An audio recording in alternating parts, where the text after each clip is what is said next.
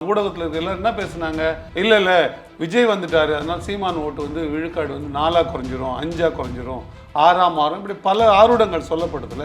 முன்பு எப்பொழுதும் இல்லாத அளவுக்கு பெருந்திரளா மக்கள் கூட்டினாங்களே. அப்ப அதோட பொருள் என்னன்னு நான் கேட்கிறேன். விஜய் அந்த முதல் மாநாட்டில் அவர் பேசி முடிச்சதுக்கு அப்புறம் தான் சீமான் அவர்களுடைய அட்டாக்கே அதிகமா இருந்தது.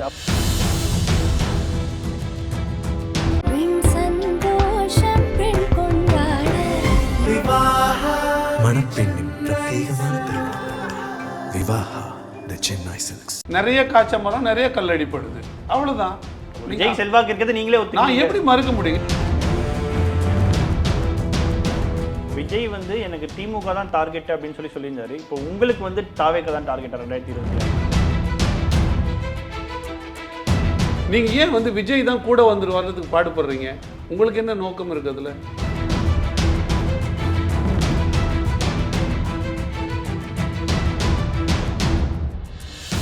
வணக்கம், இது மின்னம்பலம். நான் விஷால் பொலிவர். இன்றைய நேர்காணலில் நம்மோடு இணைந்திருக்கிறார் நாம் தமிழர் கட்சியின் கும்மிடிப்பூண்டி சட்டமன்ற தொகுதியினுடைய வேட்பாளரும் வழக்கறிஞர் ஸ்ரீதர் அவர்கள். வணக்கம். வணக்கம். நலமா இருக்கீங்களா? சிறப்பா இருக்கு. நாம் தமிழர் கட்சி சமீபத்தில் திருச்சியில் ஒரு மாநாடை நடத்தியிருந்தீங்க, மக்களினுடைய மாநாடுன்னு. 234 தொகுதி வேட்பாளரையும் சீமான் அவர்கள் அறிவிச்சிருந்தாரு, உங்களையும் வந்து அறிவிச்சிருந்தாரு. 2வது முறையாக இந்த சட்டமன்ற தேர்தலில் நீங்கள் போட்டியும் விடுறீங்க. முதல்ல இந்த மாநாட்டிலிருந்தே தொடங்கலாம் அப்படின்னு நினைக்கிறேன். இந்த மாநாடு அப்படின்றது வெற்றியா? இதை நான் ரெண்டா பார்க்கிறேன். ஒன்று, இந்த கோட்பாட்டை சொல்லுகிற கட்சியின் பின்னால் போகலாமா அப்படின்ற கேள்வியும், போவதற்கு இவ்வளவு பேர் இருக்கிறார்களா என்ற பார்வையையும் நிறைவேற்ற விதத்தில் எண்ணிக்கையின் அடிப்படையில் இந்த மாநாடு மிகப்பெரிய வெற்றி. எங்களோட கணக்கீடு நாங்கள் போட்டிருந்த 2 லட்சம் இருக்கைகள் தான் கிட்டத்தட்ட போட்டிருந்தோம். ஆனால் அதை தாண்டி பக்கத்தில் இருந்த கேங்வேன்னு சொல்லுவாங்கள்ல, அணுகு வழிகளில், ஆம்புலன்ஸ்க்கு வச்சுருந்த வழிகளில், நடுவில் இருந்த கேங்வே, இதெல்லாம் நிரம்பி வழிஞ்சிடுச்சு. அது இல்லாமல் வெளியில் இதை போலவே ஒரு 1.5-2 மடங்கு மக்கள் இருந்தாங்க. அண்ணன் வந்து பேச்ச ஆரம்பித்த பிறகு கூட சாரியாக வண்டிகள் வந்துட்டு இருந்தது. வண்டிகள் வந்து சேரவே முடியாத அளவிற்கு கூட்டங்கள் வந்துக்கிட்டே இருந்தது. அப்போ இதோட தோராய மதிப்பு வந்து ஒரு 5 லட்சத்துலேருந்து 7 லட்சம் இருக்கும் அப்படின்றது கணிப்பு. அட்டண்டன்ஸ் எடுக்க முடியாது. ஒப்பீட்டு அளவில் பார்க்கும்பொழுது மற்ற எந்த மாநாட்டையும் விட இது குறைவான எண்ணிக்கையில் இல்லை, பார்வை அளவுலே நான் சொல்கிறேன். இப்போ அந்த விதத்தில் மக்கள் வந்து பொது பார்வையில் இவ்வளோ பேர் கூட்டம் சேர்ந்தா ஒரு கட்சி வந்து சிறப்பான கட்சி இல்லை, அதுக்கு மக்கள் ஆதரவு இருக்குன்னு நம்புறாங்கல்ல, அந்த பார்வை அளவில் பார்க்கும்போது அந்த இதுவை அது நிறைவேற்றிடுச்சு. வெற்றி காட்ட வேண்டிய கட்டாயத்தில் நாம் தமிழர் இருக்கா? இல்லை, அப்படி காட்ட வேண்டிய சூழ்நிலைன்னு நான் எடுத்துக்க தேவையில்லை. 2 விஷயங்கள் அண்ணன் வந்து காட்டணும்னு விரும்பினார். ஒன்று, தமிழ் தேசியத்துக்கு முன்பு இல்லை எப்பொழுதும் இல்லாத அளவுக்கு இப்போ ஒரு பெரிய எழுச்சி ஏற்பட்டிருக்கு. அந்த எழுச்சி உண்மையிலே இப்போ ஒரு நடிகர் இந்த களத்துக்குள்ள வந்த பிறகு அந்த எழுச்சி குறைந்திருப்பது போல ஒரு பேசு பொருள் இருந்தது. தமிழ் தேசியத்துக்கா இல்லை நாம் தமிழர்ன்றது பிறகு விவாதிப்போம். இப்போ நீங்க இந்த நாம் தமிழர், நீங்க அது தமிழ் தேசியத்துக்குன்னு சொல்லிக்கிங்க, நாம் தமிழருக்கு நான் சொல்லிக்கிறேன். அது உங்க பார்வை தானே, உங்கள் பார்வை உங்களுக்கு விருப்பப்படி வைத்துக்கொள்ள உங்களுக்கு உரிமை உண்டு. அதே போலவே எங்களுக்கும். அப்போ நாங்கள் என்ன பார்க்கணும், இது ஏன் நான் மற்ற தமிழ் தேசிய கருத்து, நீங்கள் உங்கள் கருத்தில் நான் முரண்பட விரும்புகிறேன் அப்படின்னா, மற்ற தமிழ் தேசிய கட்சிகள் குறிப்பிடும் அடையாளத்தோட, குறிப்பிடும் வாக்கு வங்கியோட, இல்லை சிலது இயக்கமாக இருக்குது, சிலது உள்ளரங்க கட்சிகளா, உள்ளரங்க அமைப்புகளா, சிலது கடிதத்தாள் அமைப்புகளா இருந்து போகுது. அது அந்தந்த அவங்க இயங்குகிற விதத்தை பொறுத்தும் அது இருக்குது. அதனால் நான் மாறுபடுறேன். அப்போ அப்படி இல்லை, இங்கே வந்து இந்த கோட்பாட்டை ஏற்றுக்கொண்டு பின்னால் வருகிற பெருந்திரள் இருக்குன்றது புரிய வைக்க வேண்டிய தேவை இருந்தது. ஒன்று. இன்னொன்று, இது ஒரு தேர்தல் ஆரம்பிக்கிற நேரம், தேர்தல் வேலைகள் ஆரம்பிக்கிறதுக்கு முன்னாடி ஒரு படை தளபதி எப்படி வீரர்களை முடுக்கி விடுவார்களோ, அந்த போர்க்காலத்துக்கு போகிறதுக்கு முன்னாடி ஒரு உரையாடல் இருக்கும்ல, ஒரு பேச்சு இருக்கும்ல, ஒரு எழுச்சி உரை, அது போல் இது இருக்கணும் அப்படின்னு காட்ட விரும்பினார். அதற்கான முயற்சி, அதுவும் வந்து 100 விழுக்காடு வெற்றி. இதை பார்க்கும்போது என்ன ஆச்சுன்னா, நாம் இந்த கட்சியில் இருப்பது எவ்வளவு தூரம் சரியானது என்ற உணர்வு கூடி அங்கே வந்த எல்லோருக்கும் ஏற்பட்டது. அப்போ நீங்க சொல்றதை இப்படி எடுத்துக்கலாமா? விஜய்க்கு மிகப்பெரிய அளவுக்கான கூட்டம் இதெல்லாம் பார்க்கும்பொழுது நாம் தமிழர் தொண்டர்களிடையே ஒரு சோர்வு ஏற்பட்டது. இந்த மாநாட்டின் மூலமாக ஒரு கிளாரிட்டி கிடைச்சிருக்கு. சோர்வு ஏற்பட்டதுன்னு இல்லை, எங்களுக்குள்ளே ஒரு பொழுது சோர்வு ஏற்பட்டது இல்லை. நீங்க இப்படி சொல்லுங்க, ஒரு பொதுமக்களுக்கு ஒரு சந்தேக பார்வை வருது இல்லை. இப்போ எல்லாரும் ஊடகம், நீங்க கூட பேசியிருக்கலாம், ஊடகத்தில் இருக்க எல்லாரும் என்ன பேசுனாங்க, இல்லை விஜய் வந்துட்டாரு, அதனால சீமான் ஓட்டு வந்து விழுக்காடு வந்து 4 குறைஞ்சிரும், 5 குறைஞ்சிரும், 6 மாறும், இப்படி பல ஆருடங்கள் சொல்லப்படுதுல. முன்பு எப்பொழுதும் இல்லாத அளவிற்கு பெருந்திரளா மக்கள் கூட்டினாங்களா? அப்ப அதோட பொருள் என்னன்னு தான் நான் கேட்கிறேன். ஆனா விஜய் அந்த முதல் மாநாட்டில் அவர் பேசி முடிச்சதுக்கு அப்புறம் தான் சீமான் அவர்களுடைய அட்டாக்கே அதிகமா இருந்தது. அப்போ எந்த பாதிப்பும் இல்லாம தான் சீமான் அவர்கள் இந்த அளவுக்கு விஜய் அட்டாக் பண்ணிட்டு இருக்காரா? சீமான் அவர்கள் திமுகவை எதற்காக அட்டாக் செய்கிறார், தாக்குகிறார்? அதிமுகவை எதற்காக தாக்குகிறார்? ஆளும் கட்சி ஆண்ட கட்சியின் அடிப்படையில் நீங்க விமர்சனம் வைக்கலாம். ஆனா இன்னும் ஆட்சிக்கே வராத தாவேகாவை விமர்சிக்கிறீங்க. நீங்க கேட்ட கேள்விக்கு தான் பதில் சொல்றேன். ஏன் தாக்குகிறார்? கூட்டம் நிறைய பேர் வந்தாங்க, திமுக மாநாட்டுக்குன்னு தாக்குனாரா, இல்ல திராவிட கோட்பாடு தமிழினத்துக்கு எதிரான செயல்களை செய்ததுன்னு தாக்குனாரா? உங்களுக்கு தெரியும் சார், ரெண்டு கட்சியும் ஆண்ட கட்சி ஆளும் கட்சி. அது மட்டும் ஆட்சி அதிகாரத்தின் ரீதியா நீங்க ஒரு விமர்சனம் இல்லை இல்லை, அது மட்டுமே இல்லை.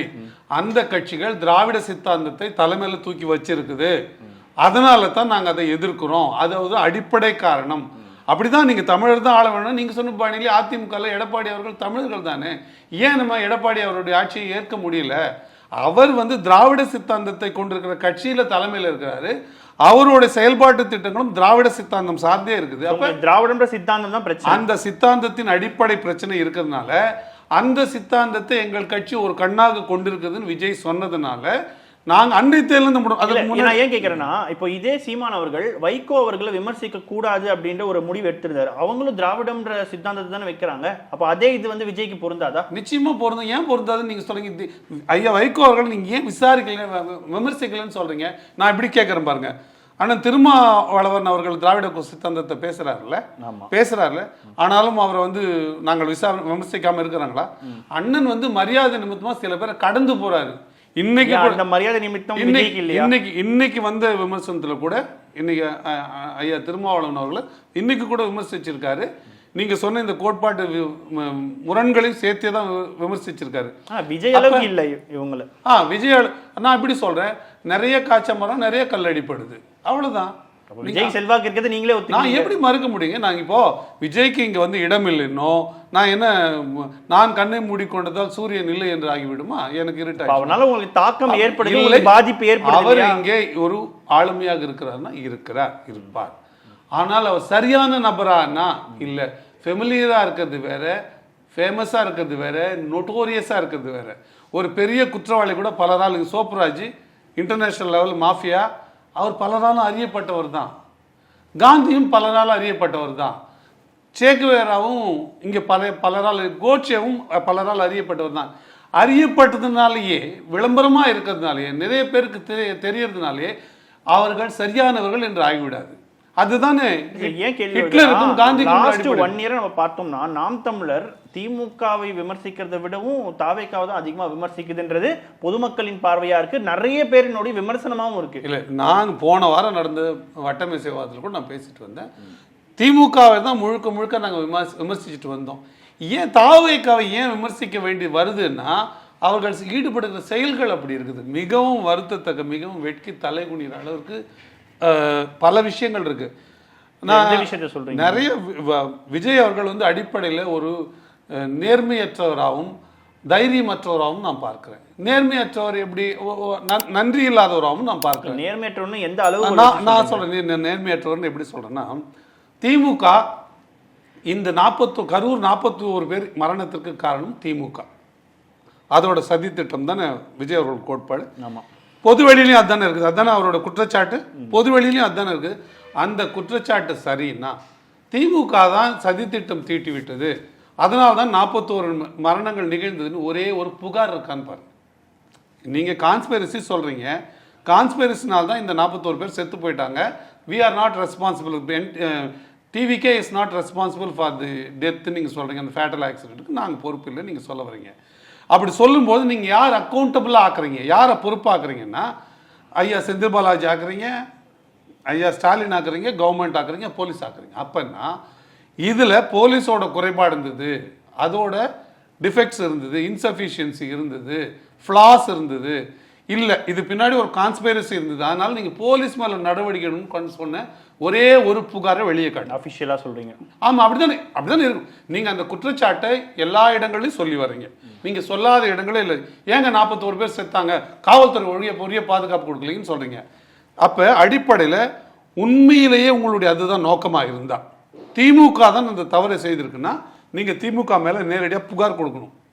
காவல்துறை மேலே இங்கே நீங்கள் கொடுக்க முடியலன்னா ஹோம் மினிஸ்ட்ரியில் கொடுக்கலாம். ஜனாதிபதிக்கு கொடுக்கலாம், பிரதமருக்கு கொடுக்கலாம். பிரதமர் நீங்கள் பாஜகன்னு பார்க்க தேவையில்ல, மினிஸ்ட்ரியாக பார்க்கணும். இந்த நாட்டின் தலைமை குடிமகனா நீங்கள் பார்க்கணும், அங்கே கொடுக்கலாம். ஏன் கொடுக்கல நீங்கள்? இது ஒரு அடிப்படை நேர்மையற்ற தன்மை. ஆனால் இன்னமும் என்ன சொல்லுது, நான் இல்லைன்ற பாயிண்ட்டுக்குள்ளே போல, இதை வந்து திமுகவில் குறை இல்லை, போலீஸோட இன்சஃபிஷியன்சி இல்லை அப்படின்னு நான் பாயிண்ட்டுக்குள்ளே போல. நீங்கள் அதை தான் குற்றச்சாட்டாக சொல்கிறீங்க, அதை சஸ்டெயின் பண்ணணும், அதில் நீங்கள் நிற்கணும். நின்னீங்களா? நேர்மை இல்லை, ரைட். உங்கள் கோட்பாடு சொல்கிறீங்க, கொள்கை சொல்கிறீங்க. எனக்கு திமுக அரசியல் எதிரி, பாஜக கோட்பாட்டு எதிரி, கொள்கை எதிரி. கொள்கை எதிரின்னா அப்போ அரசியல் நட்பாக கொள்கை முறைன்னா அரசியலையும் முரணாக தானே இருக்க முடியும். அரசியல் முறைன்னா அப்போ கொள்கையில் ஒத்துக்கிறீங்களா, அவருடைய ஏற்கிறீங்களா நீங்கள்? இப்போ இது எதுக்குன்னா எல்லாத்துலேயும் ஒரு ரூம் வைக்கிறது, ஒரு ரூம் கிரியேட், ஒரு ஸ்பேஸ் வைக்கிறது. எப்போ எதை வேணால் மாற்றிக்கலாம், உள்ளே கொண்டு. நாங்கள் என்ன சொன்னோம் பாருங்கள், அந்த காலத்திலேயே திமுக எங்களுக்கு அரசியல் எதிரி தான் என்று சொன்னோம், கோட்பாடோடு நாங்கள் அவர்கள் ஒத்துப்போகிறோம், அவர்களோடு காலம் எங்களை கட்டளை இடுகிறது, அதனால் நாங்கள் திமுகவோடு இணைந்து கொள்கிறோம், என்னைக்கு வேணால் சொல்லலாம். அதிமுக பற்றி அவங்களுக்கு விமர்சனமே கிடையாது, காங்கிரஸை அவங்க வரவேற்கிறாங்க. பாஜக என்ன சொல்றாங்க, எங்களுக்கு கொள்கை எதிரி அப்படின்றாங்க. கொள்கையில தான் எதிரி, ஆனால் அரசியல் சூழ்நிலை காரணமாக நாங்கள் சேர்ந்து கொள்வோம்னு என்னைக்கும் சொல்ல, கூட்டணி இல்லைன்றதும் சொல்லிட்டாங்க. இன்னைக்குமே பாஜகவோட கூட்டணி இந்த மாநாடு ஆரம்பிக்கும் போது என்ன சொன்னாங்க தெரியுங்களா? முதல் மாநாடு ஆரம்பிக்கும் போது எல்லோருக்கும் நாங்கள் இடம் திறந்து வச்சு வச்சிருக்கிறோம், யார் வேணா வரலாம், நம்மை நம்பி வருபவர்களுக்கு நம்ம வாய்ப்பு கொடுக்க வேண்டாமா? பாஜக இல்லையே, இருங்க வேண்டாமான்னு கேட்டார்ல. இன்னைக்கு என்ன சொல்றாருன்னா, நாங்கள் எங்களுக்கு கூட்டணி ஒன்றும் தேவையில்லைன்றார். அது முரண் பேச்சு. இப்போ என்னோட கேள்வி என்னன்னா, அதுதான் உங்களுடைய நேர்மைன்னா உங்களை எங்க நம்புறது? ஒண்ணு வேண்டாம். இப்போ இல்ல நம்புறதுன்னு ஒரு கேள்வி நேர்மை ஆமா நம்புறதுன்னு சொல்றீங்க. ஆனா விஜய் அவர்களுக்கு சமீபத்துல வரக்கூடிய சர்வேகள்லாம் பார்த்தோம்னா குறைந்தபட்சம் 15% அவருக்கு ஆதரவு இருக்கு நம்ம பாக்குறோம். நீங்க கூட என்கிட்ட ஒரு 50 கோடி ரூபாய் கொடுங்க, நான் நாம் தமிழர் கட்சி 45 விழுக்காடு காட்டுறேன். நான் உங்களுக்கு 100 சர்வேக்கும் பணம் கொடுத்துருவாங்களா சார்? தாவேக்கா தாராளமா கொடுக்கலாம். அப்படின்னா அவங்க 50% போட்டுக்கணுமே. 50% நம்பணும்ல, 100% கொடுத்தா 110 கூட தான் போட்டுக்கலாம். என்ன இருக்கு, நம்பணும்ல. 2026ல நாம் தமிழருக்கு எவ்வளவு வாக்கு கிடைக்கும் நீங்க நம்புறீங்க? விஜயினுடைய ஃபேக்டர் நீங்க முக்கியமா பேசப்படுது. 20 விழுக்காடு தொடும் நாங்க நம்புறோம். 20 விழுக்காடு தொடும். ஒரு 20-25 இடங்கள்லயாவது நாங்க உறுதியா வெல்லுவோம். 100 விழுக்காடு நாங்க நம்புறோம். இன்னும் கூட அதிகமான முயற்சி இருக்கு, அதுக்கு நிறைய பொருளாதாரம் தேவைப்படுது, உங்களை மாதிரி நண்பர்களோட உதவி தேவைப்படுது. நீங்கெல்லாம் கூட எந்த விதத்திலும் ஜனநாயகத்துக்கு உதவி பண்ணாத விஜயை தூக்கி பிடிச்சி பேசுறதுக்கும் மக்களாட்சி கோட்பாடையே நம்பி செயல்பட நாம் தமிழர் போன்றது காட்டுறதை குறைக்கிறதுக்குமான வித்தியாசத்தையுமே நான் பார்க்கிறேனே. அதெல்லாம் நீங்கள் மாற்றி செய்யும் போது தான் செய்யணும். நாம் தமிழில் இந்த குறை இருக்கு, எதனாலும் நாங்கள் அதை காட்ட மாட்டோம். நீங்கள் சொல்லுங்க. ஒரு 20 விழுக்காடு வரும் நீங்கள் நம்புறீங்க இல்லையா? பட் டேட்டாவை எடுத்து பார்த்தோம்னா 2016ல் 4 லட்சம் ஓட்டுகள் வாங்கினீங்க, 2019ல் 3 வருஷத்துல 13 லட்சம் ஓட்டு இன்க்ரீஸ் ஆச்சு, அதுக்கப்புறம் 2 வருஷத்துலேயே ஒரு 13 லட்சம் இன்க்ரீஸ் ஆகி 30 லட்சம் ஆச்சு. அப்புறம் 2021லேருந்து 24 பார்த்தோம்னா வெறும் ஒரு 5 லட்சம் ஓட்டு தான் இன்க்ரீஸ் ஆயிருக்குன்னும் பொழுது அப்போ வீழ்ச்சியை நோக்கி போகுதா நாம் தமிழர்? எப்படி சொல்றீங்க நீங்க? எனக்கு புரியல. 3 வருஷத்துல வெறும் 5 லட்சம் ஓட்டு தான் சார் அதிகமாச்சு. 2021க்கும் 24க்கும் 24க்கும் அடிப்படையில் உள்ள வித்தியாசமே அது சட்டமன்ற தேர்தல், இது பாராளுமன்ற. ஆனா அது நாம் தமிழருக்கு எந்த விதத்திலும் பொருந்தாது சார். ஏன்னா திமுகவுக்கும் அதிமுகவுக்கும் அந்த ஸ்ட்ராட்டஜி வந்து பொருந்தும். ஆனா நாம் தமிழர் நான் சொல்றேன், முதலமைச்சர் வேட்பாளர் 21ல உண்டு. ஏன்னா இது நீங்களே மறுத்திருக்கீங்க, உங்க கட்சியே மறுத்திருக்கீங்க. எங்களுக்கு வந்து சட்டமன்ற தேர்தல் பாராளுமன்ற தேர்தல் வித்தியாசம்லாம் இல்ல, எல்லா இடத்துலயும் மக்கள் ஓட்டு போடுவாங்க. அதான் சொல்றேன் கேளுங்க.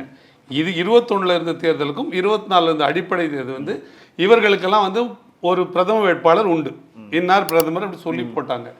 ஆனா பிரதமர் யாருன்னே தெரியாமலேயே நீங்க சொன்ன 5 லட்சம் பேர் கூடுதலா போட்டிருக்காங்க. இப்போ அப்ப இன்னைக்கு முதலமைச்சர் வேட்பாளர் யாருன்னு தெரிஞ்சா இன்னும் எத்தனை லட்சம் பேர் கூட போடுவாங்கன்னு பாருங்க. 2019லயே 13 லட்சம் இன்க்ரீஸ் ஆச்சு. பட் 2021க்கும் 24க்கும் 5 லட்சம் தானே இன்க்ரீஸ் ஆச்சு. இந்த முறை வேற மாதிரி இன்க்ரீஸ் ஆகும். நீங்க ஒன்றும் ஸ்ட்ரிக்ட் ஜாக்கெட் ரூல்லாம் ஃபார்முலாலாம் ஒன்று வச்சுக்க முடியாதுல்ல, அது மாறும். இதுக்கான கேம் சேஞ்சர் வேற இருக்கு, வேற வேற விஷயங்கள் இருக்கு. நிச்சயமா பெரிய ஒரு விழுக்காட்டத்தோடும். சார் இன்னொன்று மக்கள் வந்து யோசிப்பாங்களே, இப்போ எப்பவுமே மக்கள் வந்து யார் வெற்றி பெறுவாங்களோ அவங்களுக்கு வாக்களிக்கணும் அப்படின்ற ஒரு மனநிலையோட தான் பெரும்பாலும் வந்து வாக்களிக்கிற முறைன்றது இருக்கும். ஸோ திமுக அதிமுக வேண்டாம் அப்படின்னு சொல்லிட்டு இங்க 2 ஆப்ஷன் இருக்கு, நாம் தமிழர் அண்ட் விஜய்னும் பொழுது விஜய் தானே அதிக அளவுக்கான வெற்றி வாய்ப்பா இருக்கும். அதனால நான் ஏன் விஜய்க்கு வாக்களிக்க கூடாதுன்னு ஏன் மக்கள்? விஜய் வெற்றி வாய்ப்பா இருக்காதுன்னு நான் உறுதியா நம்புறேன். எப்படி விஜய் மட்டும் நான் சொல்றது அவர் முதலமைச்சரா வெற்றி பெறலனாலும் எம்எல்ஏ அடிப்படையில சொல்றேன். மாற்றா எம்எல்ஏ தொகுதி இப்ப இந்த தொகுதியில நான் நிக்கிறேன், இந்த தொகுதியில வந்து டிவிகே வேட்பாளர் ஓட்டு போட்டா வெற்றி பெறுவாரு. வேற நான் சொல்றேன், அதற்கான வாய்ப்பு இல்ல. ஒருவேளை அப்படி ஒரு எண்ணம் இருந்தாலும் அது தவறானது. எந்த விதத்திலும் மக்கள் தான் முடிவு பண்ணுவாங்க. இல்லை, நான் தவறானதுன்னு சொல்றேன், அந்த உரிமை எனக்கு இருக்குல்ல. எது சரி எது தவறுன்னு பேச எனக்கு உரிமை இருக்குல்ல, அதை ஒன்றும் யாரும் சொல்ல முடியாதுல்ல. நான் அதனால தான் சொல்றேன். இப்பவும் நான் சொல்றேன், விஜய் பற்றிய விஷயங்கள் நான் பேசும்போது நீங்க என்ன மடைமாற்றம் பண்ணிட்டீங்க. எப்படி நேர்மையற்றவர், கொள்கை கோட்பாடு சொன்னேன்.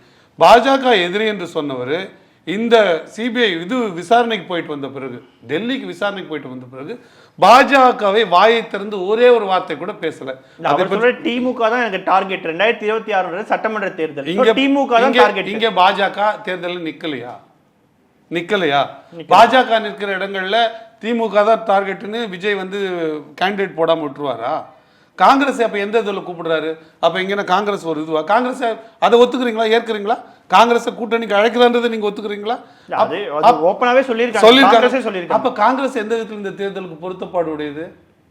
அது என்னங்க, பாஜக மட்டும் இதுக்கு அவர் இரலவென்ட்ன்றீங்க, ஆனா காங்கிரஸ் மட்டும் ரெலவென்ட்ன்றீங்க. எங்க இந்த கோட்பாடு வருது? அப்படிலாம் கிடையாது. அவர்களும் சேர்ந்து தான் இதை அவங்க அதிமுக கருத்தை வந்து பாஜக சேர்ந்து வலுப்படுத்துகிறது, திமுக கருத்தை வந்து காங்கிரஸ் வலுப்படுத்துகிறது. இதன் மூலம் காங்கிரசும் பாஜகவும் பாராளுமன்ற தேர்தலில் பெறக்கூடிய பலங்கள் வேறு வேறு விதமானது. ஒரு எத்தனை உங்களுக்கு வந்து லோக்சபா எம்பி, ராஜ்யசபா எம்பி வரப்போறாங்கன்றதும் இதோட தொடர்ச்சியாக இருக்க வாய்ப்பு இருக்கு. இதெல்லாம் கணக்கிட்டு தான் அவங்க வேலை செய்யறாங்க. அதனால நீங்க அவங்க இரலவென்ட்னு சொல்லக்கூடாது. இருக்குன்னா அப்படி தொடர்பே இல்லைன்னா நீங்க எதுக்கு அவங்கள கோட்பாட்டு எதிரி, கொள்கை எதிரின்னு ஏன் சொல்றீங்க? உங்களுக்கு எங்க அந்த தேவை வந்தது? அவங்க தான் இங்க இல்லவே இல்லையே. அது வசதியா பேசுற பேச்சு. நான் கேட்கிறேன், மத்திய அரசோட திட்டங்கள், பாஜக திட்டங்கள் இங்க நேரடியா பாதிக்குதா இல்லையா? வாத்தியாருக்கு சம்பளம் கொடுக்க முடியல, 247 பள்ளிக்கூடம் மூடினாங்க. அது யாரோட காரணம்? அதுல பாஜகவோட பங்கு இருக்குதா இல்லையா? அரசோட பங்கு இருக்குதா இல்லையா? அப்ப அதை நீங்க கேள்வி கேட்பீங்களா மாட்டீங்களா? திருப்பரங்குன்ற இஷ்யூ, அதுல பாஜகவோட கை இருக்குதா இல்லையா? அதை நீங்க கேள்வி கேட்பீங்களா மாட்டீங்களா? இல்லைங்க, இது பிரதமர் சார்ந்த பிரச்சனை கிடையாது, இது முதலமைச்சர் தான், அதனால நாங்க வந்து பாஜக விமர்சிக்க மாட்டோம் சொல்றீங்கன்னா, பாஜக என்கிற பேரை சொல்லுவதற்கு உங்கள் வாய் நடுங்குகிறது, அப்படியே கட் பண்ணி கீழே உங்கள் தொடை நடுங்கி கொண்டிருக்கிறது. அதுதான் அடிப்படை. விஜய் வந்து எனக்கு திமுக தான் டார்கெட் அப்படின்னு சொல்லியிருந்தாரு. இப்போ உங்களுக்கு வந்து தாவேக தான் டார்கெட் 2026? எங்களுக்கு திமுகன்றதை விட எங்களுக்கு எல்லா திராவிட கட்சிகளும் விஜயோடு சேர்த்து டார்கெட். நாங்கள் மட்டும் ஒரு பக்கம், திராவிட கோட்பாடுகளை சேர்த்து நிற்கிற விஜய், அதிமுக, திமுக எல்லாம் ஒரு பக்கம், அவர்களுக்கு துணை நிற்கிற காங்கிரஸ், பாஜக எல்லாம் மற்றொரு பக்கம். அப்படிதான் நிக்கிறோம். நீங்க சொல்லுங்க, இப்போ திராவிட எப்படியாச்சும் அதிக வாக்கு வாங்கணும். அப்படி இல்லைங்க, நாம் தமிழர் தமிழ் தேசியத்தின் வாக்கு வாங்கினா போதும், யாரோடும் ஒப்பிட வேண்டிய அவசியம் இல்லை. நீங்க எவ்வளவு பெரிய இப்ப நீங்க வாங்கின 36 லட்சம் வாக்குமே தமிழ் தேசிய வாக்குன்றதை உங்களால உறுதியா சொல்ல முடியும்? உறுதியா சொல்ல முடியும். இன்னும் கேட்டா, இந்த முறை இந்த வாக்கு சதவீதத்தோட இப்போ நாங்கள் 2 மடங்கு தாண்டி வருவோம் தான் நான் சொல்றேன். இப்போ கூட உங்களுக்கு முன்னே அதுதானே சொன்னேன். அது இன்னும் 2 மாசம் பொறுங்க, தெரிஞ்சிருவோம்னு நான் சொல்றேன். இன்னைக்கு எனக்கு ஒரு கேள்வி இருக்கு, நீங்க ஏன் வந்து விஜய் தான் கூட வர்றதுக்கு பாடுபடுறீங்க? உங்களுக்கு என்ன நோக்கம் இருக்கு அதுல? அப்படி கருதுறீங்களா? இல்ல வந்து ஒரு கேள்வியை வந்து ஒரு நல்ல பதில உற்பத்தி விமர்சிக்கிறீங்க, அதனாலதான் இந்த கேள்வி வருது. ஏன் அதிகமா விஜய் விமர்சிக்கிறீங்க? அதிமுக நிறைய விமர்சிக்கிறாங்க, திமுக விமர்சிக்கிறாங்க. நீங்க என்ன பண்ண நினைக்கிறீங்கன்னா, ஒரு அஜெண்டா செட் பண்ண நினைக்கிறீங்க. அதன் மூலமா தாவேகாவும் நாம் தமிழர் கட்சியும் ஒரு பேரலல் பண்ணிட்டா திமுகவையும் அதிமுகவையும் ஒரு பேரலல் பண்ணிக்கலாம்னு நினைக்கிறீங்க. அதனால தான் இந்த கேள்வி எழுது நான் நினைக்கிறேன். அவ்வளவுதானே, சிம்பிள். ஆனா சார், அவங்களுக்கு இந்த கட்சிகள் மீதான ஒரு அதிருப்தியின் வெளிப்பாடாக நம்ம பார்க்கலாம். திமுக தவறு என்ற ஒரே காரணத்திற்காக எப்படி தாவேகாவை ஆதரிக்க முடியும்? அவ்வளவுதானே கேள்வி. நீங்க 10 வருஷமா அந்த நம்பிக்கையை வந்து நீங்க விதைச்சிருக்கோம்ல. நாங்க வந்து சினிமால நடிக்கல இல்ல, நாங்க களத்துல இருக்கிறோம்ல, நாங்க வந்து நடிக்கல இல்ல, நாங்க நடிச்சா வரோம். 17வது சீனில் 17வது டைரக்டர்ன்றது வேற, நடிக்கிறது வேறங்க. இன்னொன்னு 4 படம் டைரக்ட் பண்றதுக்கும் 400 படங்கள் நடிக்க வித்தியாசம் இருக்குங்க. அது எப்படி சொல்லுவீங்க? ரஞ்சன் ஒரு நடிகர் இருந்தார், தெரியுங்களா உங்களுக்கு? தெரியுமா, கேள்விப்பட்டிருக்கீங்களா? ரஞ்சன் யாருக்கு தெரியுமா போட்டியே வந்தாரு? எம்ஜி ராமச்சந்திரன், எம்ஜிஆருக்கு போட்டியே வந்தார், தெரியுங்களா? உங்களுக்கு தெரியவே யாருன்னே தெரியல. ரஞ்சன் ஒரு நடிகர், அது உங்களுக்கு பொருத்தமா வராது. அவர் சில படங்கள் நடிச்சார், அப்புறம் எம்ஜிஆர் தன்னோட இடத்த பிடிச்சிட்டாருன்னு வச்சுங்க. அது எப்படி சரியான ஒப்பீடா இருக்க முடியும்? அண்ணன் சினிமா துறையை விட்டு போய் 15 ஆண்டுகளுக்கு மேல ஆகுது டைரக்டராகவே. நான் இப்போ சொல்கிறேன், நான் 2 படம் சொன்னேன், உங்களால் நல்ல டைரக்டர் சொல்லிட முடியுமா? நான் ஒரு டைரக்டர் ஃபோட்டோ எடுத்து காட்டுறேன், உங்களால் முகத்தை பார்த்து இந்த டைரக்டர் பேர் சொல்லிட முடியுமா? அப்படி சொல்லவே முடியாது. திரைக்கு பின்னால் வேலை செய்கிற எத்தனையோ தொழில்நுட்ப கலைஞர்கள் இருக்கிறாங்க. நான் இப்பவும் சொல்கிறேன், அவர் சினிமாவில் இருக்கிறாரு அதனால் அவர் டிஸ்குவாலிஃபைடுன்னு நான் சொல்ல மாட்டேன். அவர் சினிமாவில் இருக்கிறாரு அதுவே குவாலிஃபிகேஷன் நீங்கள் சொல்லுவீங்களா? சொல்லுங்கள். 4 மாதங்கள் நம்ம பார்த்தோம்னா விஜய் அவர்கள் வந்து அரச குற்றம் சாட்டு சொல்றதா இருக்கட்டும், இல்ல மக்களை சந்திக்கிறது, இந்த மாதிரி நிகழ்ச்சிகள் நடத்தினாரு. ஆனால் நாம் தமிழர் என்ன நடத்தியிருக்காங்கன்னு பார்த்தீங்கன்னா, ஆடு மாடுகளின் மாநாடு, கடல் மாதா மாநாடு, இந்த மாதிரியான விஷயங்கள் இப்போதான் மக்களின் மாநாடுக்கே நீங்க வந்து உங்களுக்கு அவர் நடத்துறது அரசியல் மாநாடா படுது, நாங்கள் நடத்துறது ஆடு மாடு மாநாடா படுது. நீங்க எங்க 1008 விமர்சனம் ஆகட்டுங்க, சரிங்களா? பாருங்க, ஒரே ஒரு உங்களுக்கு புரிதலுக்காக சொல்றேன். முருகன் தினமும் பஸ் மேல போறான், பஸ்ஸில் ஏறி போகிறான், செய்தி கிடையாது. முருகன் மேலே ஒரே நாள் பஸ் ஏறி போகுது, செய்தியா இல்லையா? கோவிந்தம்மா கோவிந்தனோட 50 வருஷம் வாழறா, செய்தி கிடையாது. கோவிந்தம்மா கல்யாணம் பண்ணனாலே மறுநாள் கோவிந்தம்மா விட்டு போகிறா, செய்தியா இல்லையா? எப்பவுமே நெகட்டிவ் தாங்க செய்தி, பாசிட்டிவ் செய்தி கிடையாது. நான் கேட்குறேன், மரம் இல்லாமல் நீங்கள் வாழ்வீங்களா? நான் கேட்குறேன் உங்களை, கறி தின்னாமல் நீங்கள் வாழ்வீங்களா? ஆட்டுக்கறி கோழிக்கறி தின்னாமல் வாழ்வீங்களா? நான் கேட்குறேன், காய்கறி தின்னாமல் நீங்கள் வாழ்வீங்களா? நான் கேட்குறேன், இப்போ நீங்களும் நானும் குடிச்சுமே அந்த டீ பால் இல்லாமல் வருமா? அதுக்கு மாடு தேவையா இல்லையா? மாடு வாழறதுக்கு மேய்ச்சல் நிலம் வேணுமா வேணாவா? நான் கேட்குறேன், இந்த நான் சொன்ன இந்த மரம், செடி, கொடி, காய்கறி, மாடு, ஆடு, இதெல்லாத்துக்கும் ஆறு முக்கியமா இல்லையா? ஆறை காப்பாற்றணுமா இல்லையா? அதற்கான ஒரு செயல் திட்டம் வேணுமா இல்லையா? அது சரியா இல்லையா? அதை தான் பேசணுமே தவிர, மக்கள் இது இப்போ தான் மனிதர்களுக்கு வந்துங்கன்னா, ஆமாம், மனிதர்களுக்கு முன்னாலே தோன்றியது தான் மற்ற எல்லா உயிரும். மனிதன் தான் ரொம்ப லேட்டஸ்ட்டு இங்கே வந்திருக்கிறவன், காலம் கடந்து வந்திருக்கிறவன் மனிதன் மட்டும்தான் இந்த மொத்த இயற்கையும் கெடுதல் பண்ணுறவன். மனிதன் தான் இந்த பிறவிகளே மிக மோசமான. அப்போ அதை திருத்தி அமைக்க இதோட தேவைகளை, கடலுக்குள்ள இந்திய நிலப்பரப்பு அளவுக்கு குப்பை இருக்குங்க. நீங்கள் சாப்பிட்ற மீனில் ரேடியம் இருக்குது, நீங்கள் சாப்பிட்ற மீனில் பிளாஸ்டிக் கழிவு இருக்குது, நீங்கள் குடிக்கிற பாலில் மாடு வழியாக போய் உங்களுக்கு இது நெகிழி வந்துடுது, பிளாஸ்டிக் வந்துடுதுன்றாங்க. நீங்கள் பாலை கறந்தாலும் இந்த தன்மை அதில் வந்துடுதுன்றாங்க. இதெல்லாம் மாற்றப்பட வேணாவா? உங்கள் பிள்ளைங்களும் எங்கள் பிள்ளைங்களும், உங்கள் பேரனும் எங்கள் பேரனும் நாளைக்கு பின்னால் தலைமுறைகள் கடந்து வாழ வேணாம், அதுக்கு இந்த நிலத்தை சரியாக வைக்க வேணாவா? அதை பேசுறது உங்களுக்கு அரசியலாக தெரியல. ஆனால் கும்பல் நான் தான் திரும்ப சொல்கிறேன், ஒரு நார்சிஸ்டிக் பிஹேவியர் விஜய்க்கு இருக்குது. தன்னை பற்றிய இந்த பார்த்தா பயப்படுற மாதிரியா தெரியுது, இந்த அழுத்தம்லாம் கொடுத்தா நாங்கள் பயந்துருமான்னு பேசுகிறாருல்ல. இப்படி பயப்படாதவர் ஏன் பாஜகவை பற்றி பேசுகிறார்? அவர் ரொம்ப மிக நேர்மை குறைவான ஒரு ஆள்னா நான் விஜய் அவர்களை பார்க்குறேன். எனக்கு அதிலே வருது. நானே கூட வெறுமனே சினிமாவை பார்த்தது போடு கொஞ்சத்துக்கு கொஞ்சம் தான் சினிமா நடிகர்கள் முன்னும் முன்னும் தான் இருப்பாங்க, நான் கொஞ்சத்துக்கு கொஞ்சம் தான் சரியாக இருப்பான்னு பார்த்தேன். இவர் இவ்வளவு பயந்தவராக இருக்கார். அந்த வார்த்தையை நான் சொல்ல பயப்படுறேன். நார்சிஸ்டிக் பிஹேவியர் இது. தன்னை பற்றி எப்பயுமே உயர்வாக சொல்லிக்கிறது, தன்னை பற்றி எப்பயுமே உயர்வாக பேசிக்கிறது. திமுக என்னங்க பேசினார்? ஒரே ஒரு திட்டம், இந்த திட்டம் இப்படி தவறானது சொல்லுங்க. இன்றைக்கு கல்வியோட நிலைமை தமிழகத்தில் என்ன பேச சொல்லுங்க, எங்கன்னா பேசியிருக்காரா பாருங்க. ஏங்க, தானே தேடி வர தன்னோட ரசிகர்களை, தன்னோட தொண்டர்கள்கிட்ட நான் தாவேகாக்கு தவிர வேறு யாருக்கும் ஓட்டு போடுவேன்னு சத்தியம் பார்த்தீங்கன்னா என்ன மனநிலைங்க இது என்ன மனநிலை? நீங்கள் கவனிச்சிருக்கீங்களா? ரோட்டில் சில பேர் மனநிலை பாதிக்கப்பட்டவங்களாம் இருப்பாங்க. அவங்க எப்படி இருந்தாலும் பாவப்படக்கூடியவர்கள் தான். அவங்க லாட்டரி டிக்கெட்டுங்களை, பேப்பருங்கள்லாம் அடித்து மக்களில் வச்சுக்கிட்டு பணம் நம்பிட்டு இருப்பாங்க, கடைசி வரைக்கும் நம்புவாங்க. அப்படிப்பட்ட ஒரு நம்பிக்கையை தாங்க விஜய் அவர்களோட நம்பிக்கையை நான் பார்க்குறேன். என்ன தரவு, என்ன பின்புலம் இருக்குன்னு நான் கேட்குறேன். இன்னும் இல்லைங்க, அதை கூட விட்டுடுங்க, இருக்கதாவே நம்ம வச்சுப்போங்க. உங்களுக்கு அடிப்படை தார்மீகம் என்ன இருக்குது? இந்த குடிகளை நோக்கி நீங்கள் செய்த வேலை என்ன? கொடுத்த குரல் என்ன? பிரச்சனைகள்ல நீங்கள் கூட நின்ன நேரங்கள் என்ன? இதெல்லாம் தான் எனக்கு அரசியலில் முக்கியம். தொடர்ந்து பேசுவோம். பல்வேறு கேள்விகளுக்கு மிக ஆழமாகவும் பொறுமையாகவும் மிக விரிவாகவும் பதில் சொன்னமைக்கு நன்றி. நன்றி.